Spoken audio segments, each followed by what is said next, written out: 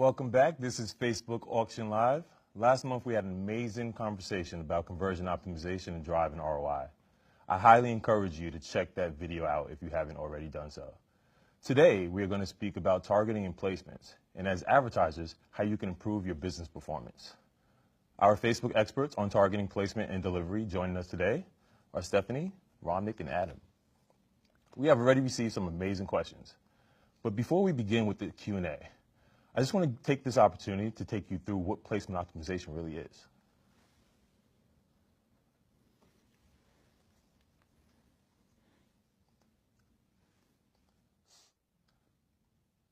So placement optimization can help you reach more people more efficiently.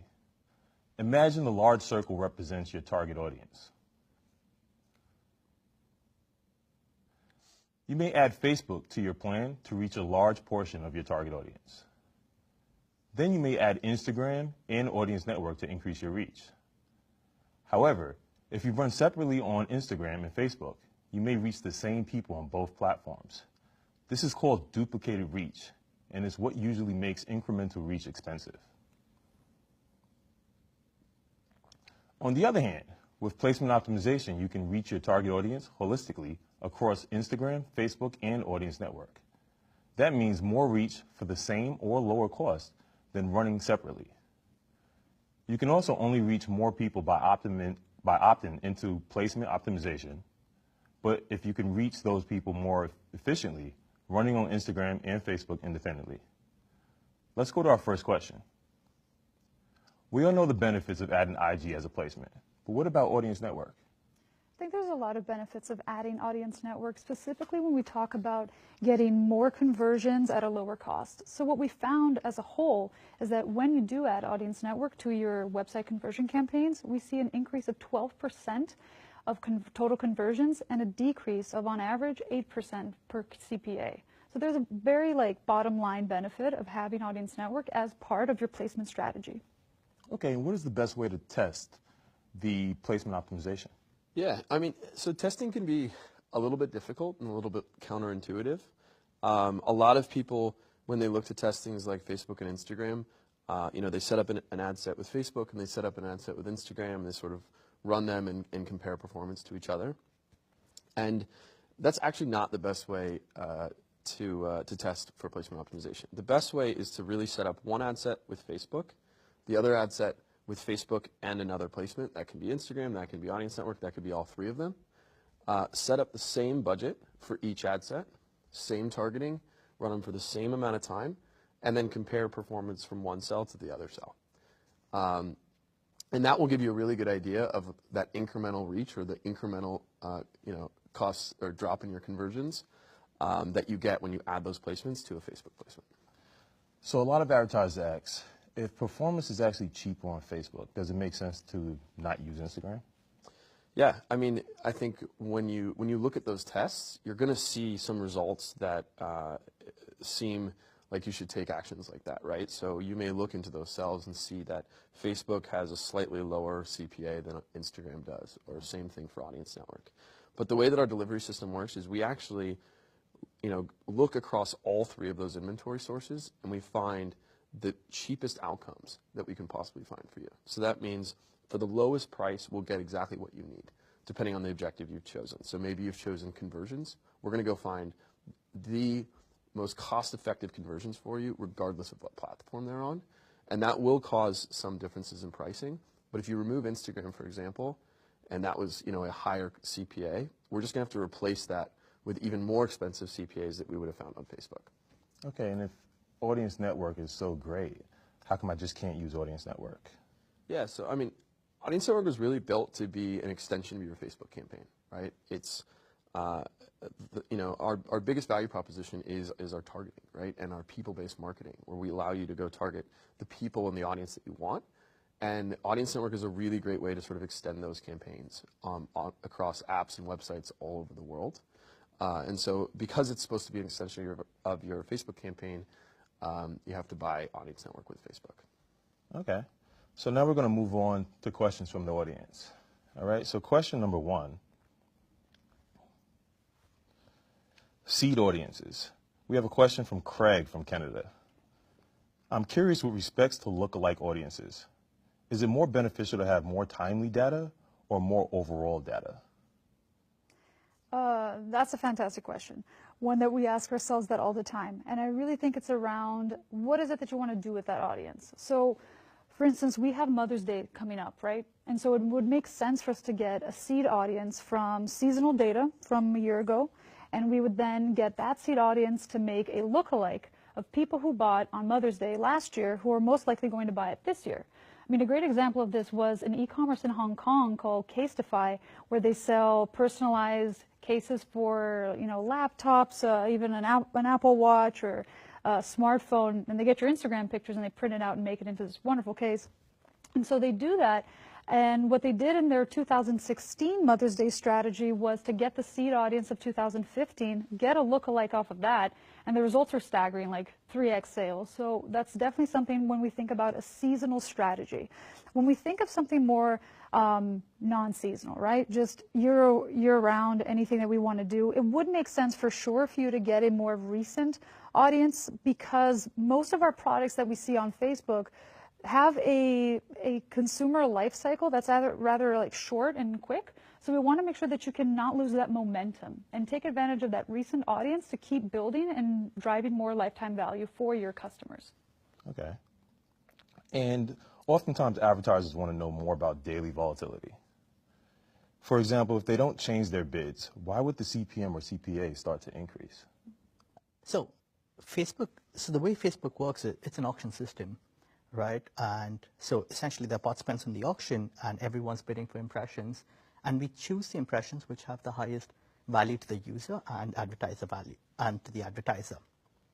Now, the auction pressure or the number of participants in the auction, the CPMs, all of that vary. The advertisers' bids vary, and consequently the outcomes vary. So one simple example of this would be holiday season. There are a lot more advertisers on the platform during the holiday season, so you'd expect the CPMs to be higher. Now, that doesn't mean that the CPAs are higher, but effectively, because that's counteracted, the advertisers are there because people are converting more, people are buying more things around the holiday season. So that's why you can see day-to-day volatility, even month, like start of month would be slightly different from the middle of the month towards the end, and different from the end of the month, which has something to do with like budgeting that advertisers generally use. Okay, Ramnik, I want to stay with you for a second. So we just got in a question from Jordan from South Carolina. He wants to know if an ad set is performing well, but I don't want to remove part of the target audience or add more audiences. Is it best to adjust an existing ad set or create a new set? That's a great question. I think that's a very important question because, so if an ad set's doing well and you want to add audiences or remove audiences, anytime you change target, that's basically you're changing targeting. Mm-hmm. Anytime you're changing targeting, we create a fresh object ID at the back end. So there are some things which sort of reset your learning. So the idea is if you create a new ad, you're resetting learning. So Jordan, I believe, does not want to lose those learnings. But unfortunately, if you're changing your targeting, you're sort of resetting those learnings. We would say just create a new ad set with the targeting, with the new targeting, and we'll hopefully relearn the learnings, but there isn't a very, very good answer that we have there at the moment. Okay. And to talk about a more specific business case, Colin from New York wants to know, for businesses like ours, limited by geography, are there any ways to optimize placements and targeting that either don't, one, limit the audience size, or two, does limit the audience size, but allows us to still get delivery OCPM? That's, another very good question. So targeting is very closely related with conversion optimization. And let me tell you, so when I think about optimization, right, what you're asking Facebook to do is you give your entire targeting audience and you're asking Facebook to optimize based on whatever we know, that small group of people who are going to convert for me.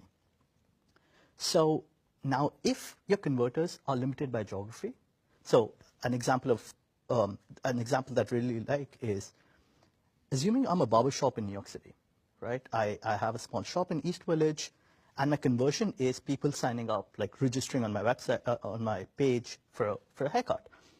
Now, your by your very nature of your business, you're limited by the geography.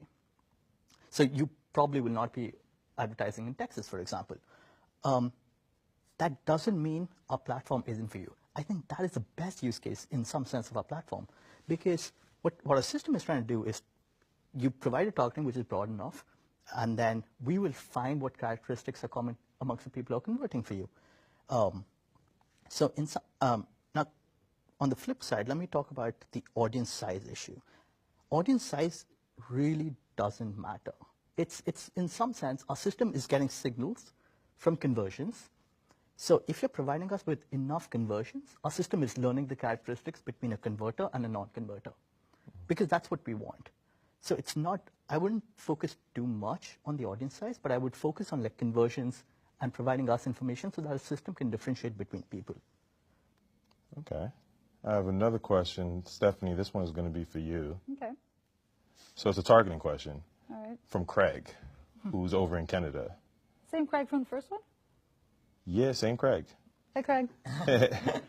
So Craig basically wants to know, like, what are some of the targeting offerings? Like, what's new in the targeting arena? Man, we got some exciting stuff, right? So to your point of targeting and how is it that it best works with our delivery system, a best example that we have today is targeting expansion.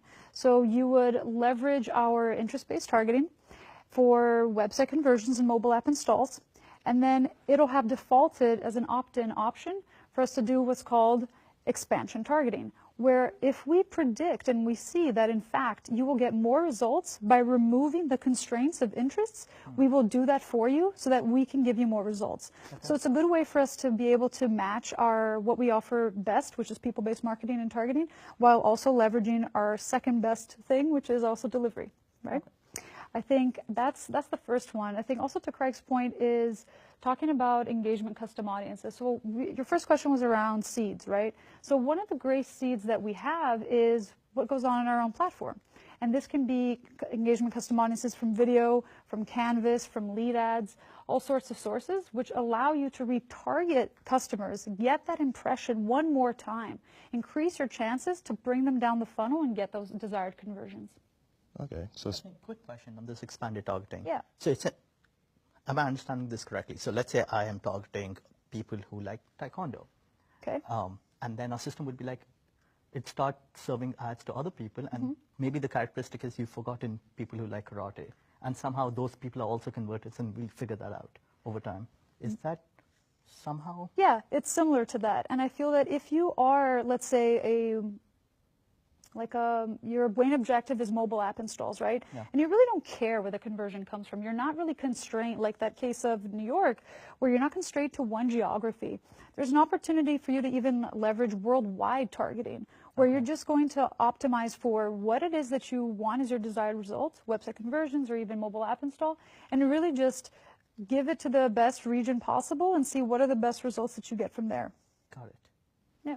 So I want to stay on that point real quick with conversions. Ramnik, this question is for you. So Josh from California wants to know, when an ad enters an auction, how does Facebook take it into account the estimated or historical CTR and CVR based on targeting type and placement? And please explain also what CTR and CVR is.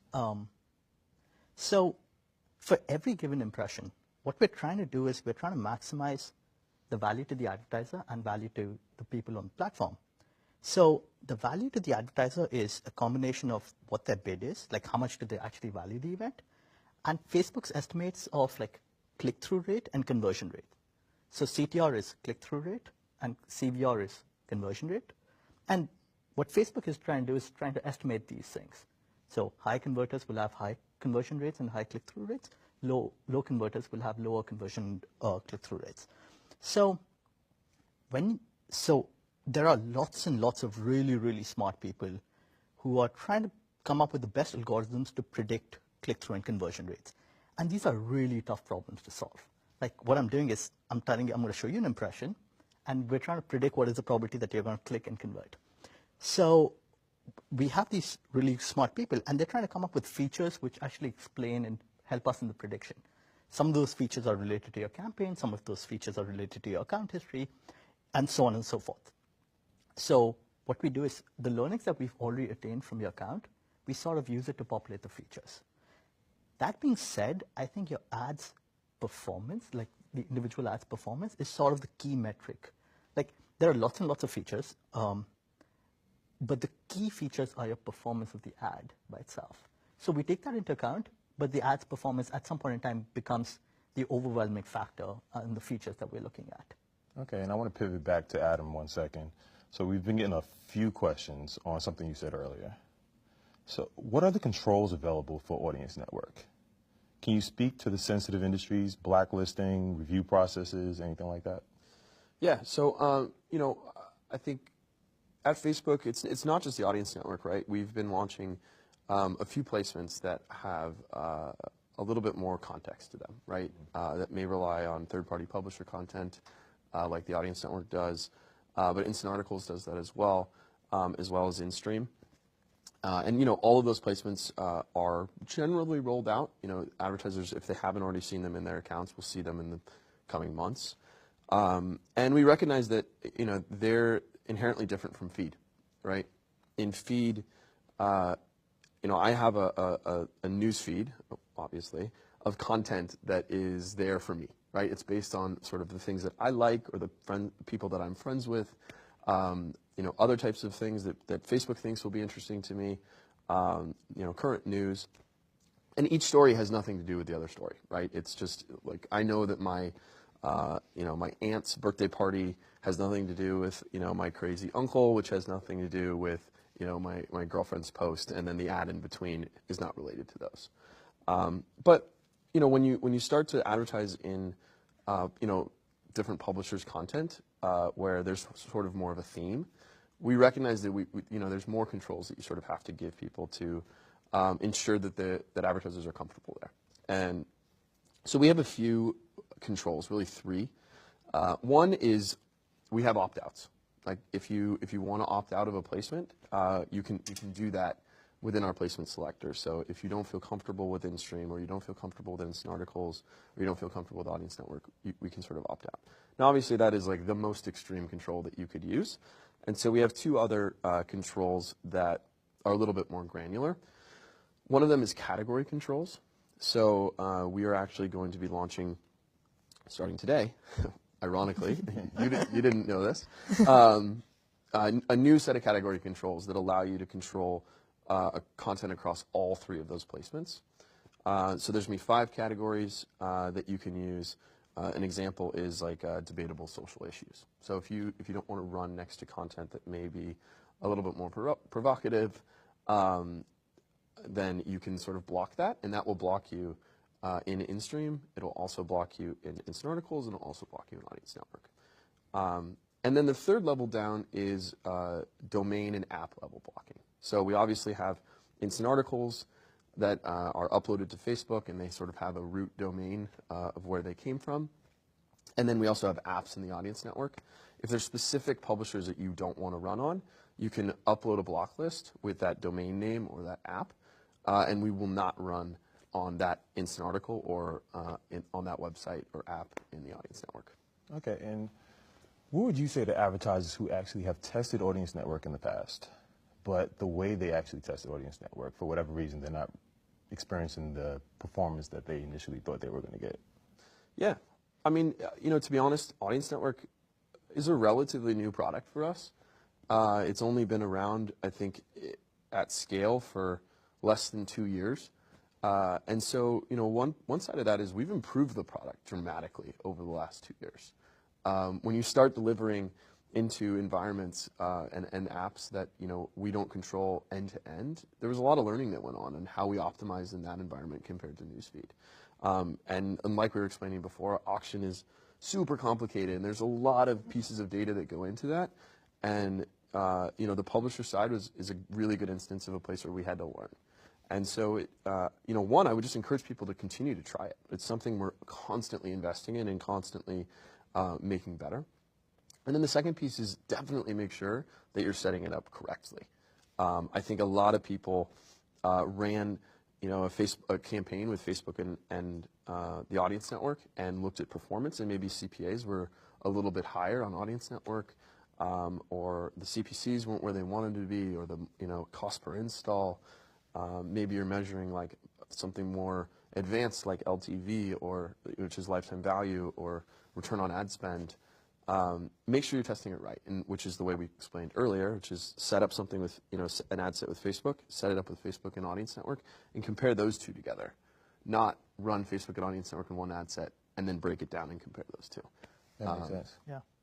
Okay. And Ramnik, I want to come to you now real quick, and this is a little bit more about optimization, conversions. So we have a question from Hamad. What would count as positive account history versus negative account history? Like, what are the things that are taken into consideration for both? Our system isn't just going to say, so what the number of features which go corresponding to the account. So for example, the account history will go in, and I don't want to, the importance of these features might be minuscule, but these are potentially the features which go in, like, and what is the exit rate of the account, what is the conversion rate of the account, so on and so forth. So I don't think there's a very distinct thing about positive versus negative. If your account has had way too many exits, that is probably a bad thing. But that is probably reflecting on your ads having a very high exit. So what if I created a campaign and I was getting a lot of X-outs, but then I created a new campaign? Are the X-outs that I created, the X-outs that I got before going to be counted against me, or like how does that work? Yes and no. Like yes, theoretically yes, but I think the impact is going to be pretty minimal unless your account has been. So there's one thing, like your account has got so many X-outs that we blacklist your account. Like that is an extreme case. You're probably doing something which a platform is like, people are reporting your content because it's not suitable for the platform. Now, that's one extreme case, but other than that, I don't think it matters that much. I think it's going to be the accounts, the ad IDs the ads performance, the ad sets performance, which we're basically trying to take into account more. Okay. So I would not jump to an extreme step of creating new accounts just for the sake of it. I don't think they're I don't think that learning is really that important. All right. And Adam, this next question is for you. So Ree wants to know, if we use auto placement and Facebook automatically decides not to show our ads on Audience Network, should we still include Audience Network? Yeah. I mean, you definitely should. It's going to be a very rare case that we don't decide to show ads on Audience Network.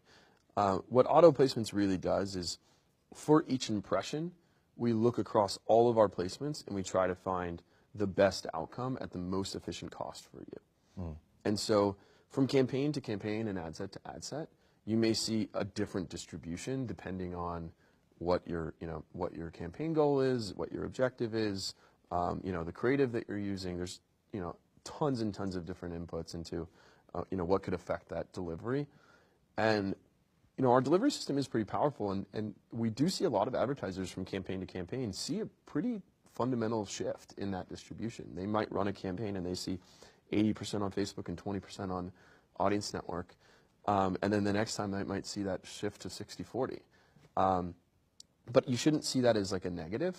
It's really a positive that our delivery system is powerful enough that for in each and every campaign, we really can go and find the right outcomes for you. And so in an inverse way, it's almost proof that that we're doing our job. Exactly. And that we're finding the right outcomes for you. So I think that's a very, very important question. Our system doesn't choose where to play. Like in placement optimization, our system does, unless you explicitly provide us with constraints, like no Audience Network or no Instagram, our system will put you in auctions in every single one of those places. So any person in your targeting group who shows up on Audience Network or who shows up on Facebook or Instagram, we are computing your click-through, our estimates of your click-through rate, your conversion rate.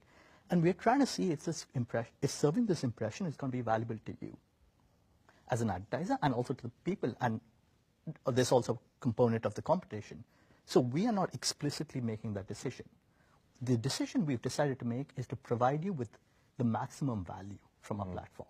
Okay. Or we allocate impressions based on the value they provide to the advertisers and the people. So we're basically most efficiently trying to allocate our impressions.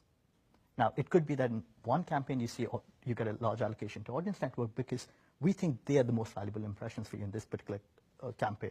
Versus in the next campaign, it's like Facebook is more valuable than Instagram, and so on. So I wouldn't focus too much. Broad targeting is generally good. Placement optimization is a way that you're broadening your targeting. Okay. So unless there's a very good reason to constrain your targeting, I think broader targeting is good. Do all you guys agree with that for the most part? Because it sounds like what you guys are saying is, in most, if not close to all situations, you should really go across every single placement. Yeah.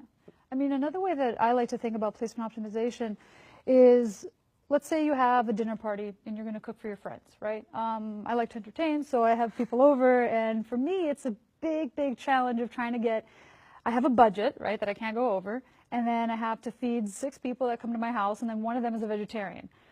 That would be me. She did this to me. And so I have to then go to like, well, I need to decide how, I need to have, like, these are my goals, right? Feed my 6 friends at a given budget. Let's say the budget is $200. So I have $200 to be able to feed my friends, and then I need to then go and get these results, meaning the food. Now, I have a series of grocery stores that I could go to, right? So I could go into each and every one. In my neighborhood, there's like 3. So I could go to each of those 3 and see, well, which one has the best price for the vegetarian options or the meat options. But that isn't an optimal way of me using my time. It really isn't, because I'm going in and out, I get distracted, is really not the best way.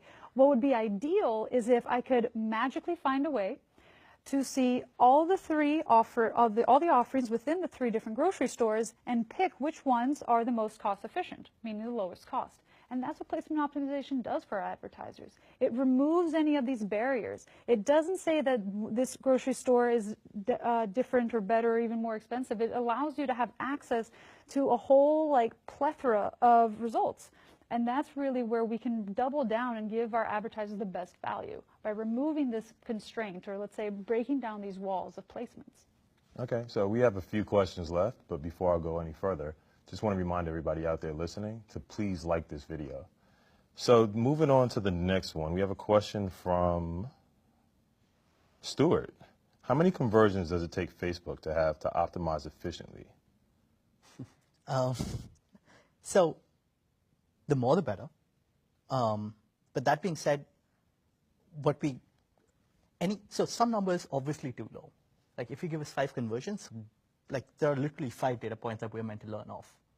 So our general philosophy is 25 conversions per week is sort of the minimum you should be providing us. Ideally, a lot more. We understand that there are constraints in the sense that you can't get conversions, so on and so forth. But any less than 25 would be a little, like, at least 25 per week would be a pretty good answer to that one. But if you can't reach that 25 number, because either you're selling a very high consideration event, it's a very, very tiny, like it's a very, very niche audience or niche product, you could redefine what a conversion means, or you could go higher up in the funnel. And so if the conversion pixel is placed on a checkout, like you could place on add to cart. That way you're providing us more information about who are the likely people, who are the people likely to add to cart. And hopefully, like as you go up the funnel, you're sort of losing a little bit of information, because what you really care about are checkouts, but hopefully they're pretty well correlated, add to cart and your conversions or your checkouts. So that would be one case in which you're redefining a conversion in case you can't get enough conversions. Okay, you said 25 conversions earlier. Are you talking about the ad set level, or are you talking about the account level? Which? So at the ad set level. Okay, cool. So we have a question from Abdullah. How does overlapping audiences impact delivery? So it's a little nuanced answer. So let's say you're overlapping, or you're running 3 ads targeting all of the US. So what exactly happens in the backend is the following. For each ad, like let's say you're running 3 ads targeting all of the US, I show up in Facebook, the 3 ads we'll compute the click-through and the conversion rates for the 3 ads. What we'll do afterwards is the one which has the highest click-through and conversion rate, because the creatives are different or some other account, the ad history is slightly different, we will pick that one up because that impression has the highest value to the advertiser. So we'll pick that impression up and we'll drop the other two. Because we don't want you competing with yourself, and we don't want, like, for people, we want to show a plethora of impressions and advertisers, and we don't want to show, like, 2 impressions from the same advertiser at the same time. So this is what we end up doing, which is we'll drop the ones which are less, which have lower conversion and click-through rates. Now, that is not a problem if your targeting is really, really broad. That becomes a problem if your targeting is really narrow. So let's say your targeting group was so narrow that you expected 25 conversions in aggregate from the audience. And now you've got 3 ads targeting that audience. Our system is not able to differentiate. Like, that becomes like 8 conversions per ad, and that's probably a bad thing. So deduplication or like audience overlap is a problem if you're on the cusp of like getting that 25 conversions. If it's a very broad targeting audience, I think it's not too much of a problem. Okay, so while we're talking about audiences, let's move on to lookalike audiences, right? Adam, this question is for you. So Paul wants to know, how often are lookalike audiences updated? For me? Do you know the answer to that? I do not. What do you mean updated? In what sense? So the follow-up is, how much do they change and how often are they updated? Oh, like if I created from the same seed, I created one today and I created one tomorrow, would they be different? Yeah. No. I mean, they're consistent. You know, I think our lookalike audiences are consistently updated. Mm-hmm. Yeah. I'm honestly not sure the frequency at which we're updating them in targeting. Okay. But it's much more frequent than every 2 days. I mean, if anything, it's on like an hourly basis or a daily basis. It's not a monthly basis. Yeah. So I think you should assume when you create an audience and you model it, right, and you create a lookalike, it's updating very, very frequently for you. And you'll see that beginning the second that you upload that. I mean, if you check it halfway through the day, you'll see that your audience is growing pretty significantly.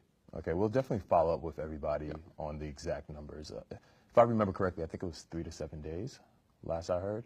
But Like, we should also understand the question. Like, I'm not entirely sure what the question actually means. sure.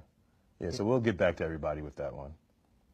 So if we don't have any additional questions from the audience, we're going to go to our last segment, right? And the way we're going to do this is I want to hear from each one of you guys. If there's something that you could leave with the audience, one thing that you want to highlight, what would it be? Let's start with you, Stephanie.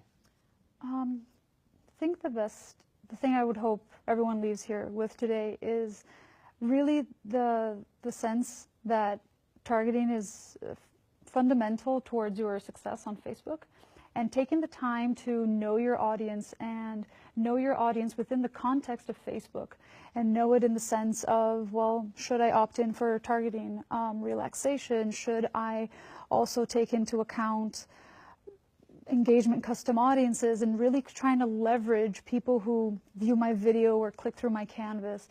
I hope that people can really double down and build really robust strategies based on their targeting options. Yeah, and I would say, I would just add to that, that targeting is related to what the end product you're trying to achieve.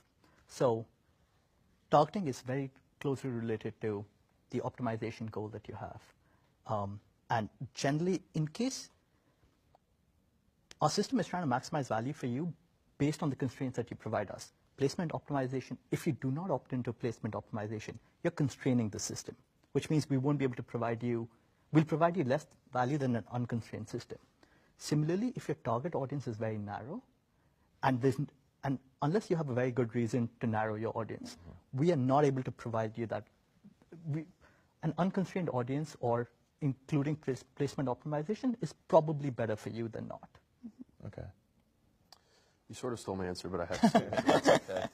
I think the first one is that, you know, I remember when I first came to Facebook, one of the first things that stuck out to me the most when I started diving into sort of our delivery and targeting products is that everything is optimized for the advertiser. Everything in our algorithms, everything in our interfaces, it's all based on delivering more value to advertisers. And I think that's something that it can be a little bit surprising and sort of you get an eye roll, but like it really truly is. And so if you put that mindset on when you're using our tools, it gives you a little bit of a better perspective as to maybe why delivery is changing or why, you know, your CPAs are changing. And it's not that we're perfect, but that is sort of what our goal is all the time with everything that we're doing. You know? I think the second piece is there's so much in our interfaces that we provide to you guys. And, you know, it is also all very powerful. And so as you guys are sort of testing this stuff out and adopting new products, make sure you're being very intentional about the way you make changes to things, because if you change 6,000 things from one ad set to another, you're going to have no idea what created, you know, what made it successful and what didn't. So be very intentional. You know, when an ad set's not working, change one thing, check back a day later, see if it improved things. It may take a little longer to figure out, you know, exactly how you should run ads on Facebook, but you'll be much more certain about the things that work for you and don't work for you, rather than just, you know, sort of throwing stuff against the wall and seeing what works. All right. Well, Stephanie, Romnick, Adam, I want to thank you guys for joining us today. We will be sending surveys shortly. Everyone who completes a survey will receive a FAQ document with additional responses to questions we didn't have an opportunity to go over in episodes 1 and 2. For episode 3, we're going to do scaling outside of your home region. Hopefully you guys will come back and join us. And lastly, if you would like to see more videos like this one in the future, again, just want to double down on this point, please like the video so we know who you are. All right, and take care. See you guys next time.